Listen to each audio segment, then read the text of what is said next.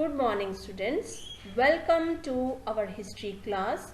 Today we are going to start with chapter number 5, the Sangam Age. The Sangam Age is considered as a landmark in the history of South India. The word Sangam is the Tamil form of the Sanskrit Sangha, which means an assembly or an association.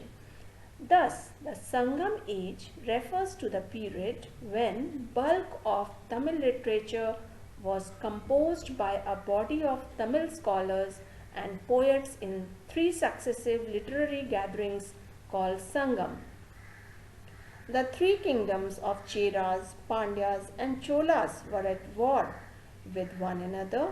Their wars and heroic deeds form the themes of Sangam literature. Let us discuss the primary sources of information about the Sangam age. First is Tirukural. It is one of the most celebrated works of the 18 minor works of the Sangam literature written by Tiruvalluvar. Tiruvalluvar was a Tamil poet and philosopher. Megaliths were the primary source of information about the Sangam age. Megaliths are box-like structures erected with stone slabs resting on each other without any mortar. Sometimes there was an opening cut on one of the sides. These acted either as burial sites or as commemorative memorials. Let us learn about the Chera Dynasty. The territory of the Sangam Cheras mostly consisted of the present state of Kerala.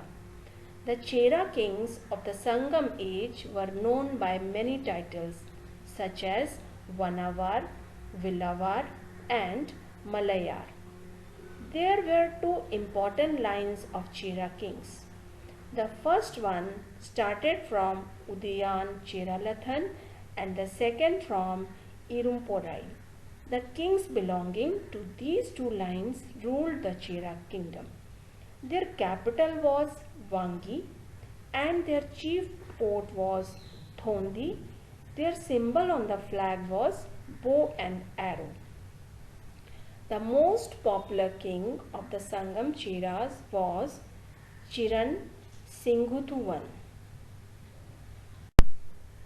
The kingdom of the Sangam Cholas comprised the present Thanjavur and Tiruchirappalli districts.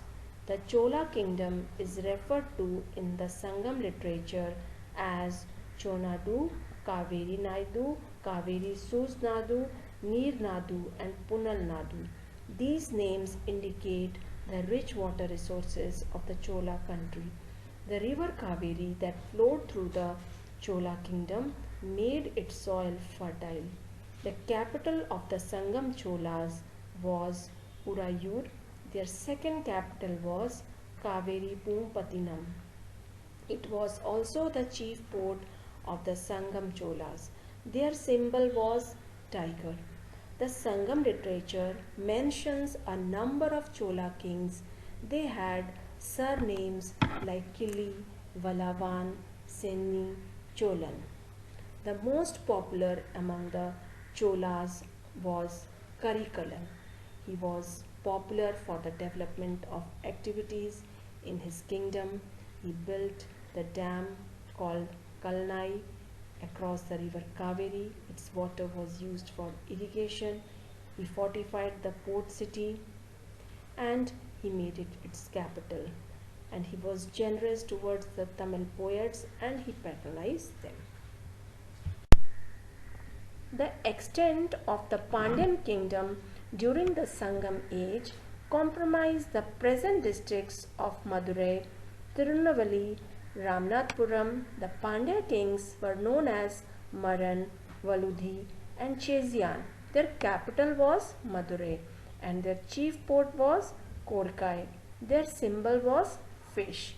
The Pandyan king earned name and fame for their patronage to the Tamil Sangam.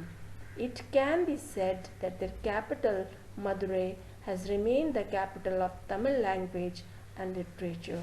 Sangam literature provides a long list of Pandya kings. The Sangam literature gives a true picture of the society in the Sangam age. The Sangam literature speaks of many tribes and also refers to the traditional caste. This means the caste divisions and the tribal arrangement existed side by side. However, the distinction in Tamil Sangam society was primarily based upon the division between the high-born and the low-born, differentiating the Brahmins and their patrons from the common men. The different social groups were adapted to some of the occupations, like the inhabitants of the hilly areas were hunters and gatherers. In the park zone, the inhabitants lived by plunder and cattle lifting. In the pastoral tract, the inhabitants subsisted on shifting agriculture and animal husbandry. Wetland was inhabited by people subsisting on plough agriculture.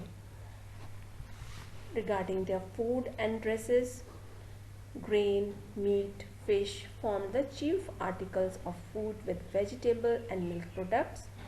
Clothing consisted of two pieces of cloth. Women in high society used corsets and hairpieces. Ornaments were worn by both men and women. Regarding entertainment, music, dance filled a good part of the spare time of men and women. Gambling, wrestling, cockfighting, these all games were also included in their entertainment. The status of women in the Sangam society was not equal to men. The Sangam society consisted of different kinds of women.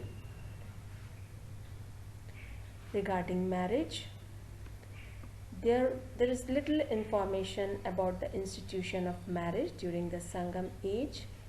Later on, the works like Tolkapiyam and Kalavayal says that Aryans introduced the rituals and ceremonies of marriage. The economy during the Sangam age was simple and self-sufficient. The people were industrious and they believed in living well by earning wealth. Agriculture was the main occupation. The main crops was rice. The other crops included cotton, ragi, sugarcane, pepper, ginger, cardamom, turmeric, cinnamon, and different varieties of fruits. Other occupations apart from agriculture, spinning and weaving were the most widely practiced crafts. Shipbuilding, metalworking, carpentry, rope making, ornament making, tanning, making of ivory products were widely practiced. The Sangam literature is full of details regarding the commercial activities of the people. Trade, both internal and foreign, was well organized and quickly carried on throughout the period. Many of the items which were exported and imported during this time period, during the Sangam period, there was extensive trade with foreign countries. According to Sangam literature, the Tamil land had certain commodities which were in great demand in the foreign markets. These included pepper, ginger, cardamom, cinnamon, turmeric, ivory products, pearls and precious stones. The main imports included horses, gold and glass. The Sangam age in Tamil country is significant and unique for its social, economic, religious and cultural life of the Tamils. There was an all-round development during this period. The Sangam literature as well as the archaeological findings reveal these developments. So, this is all for this lesson. Thank you everyone.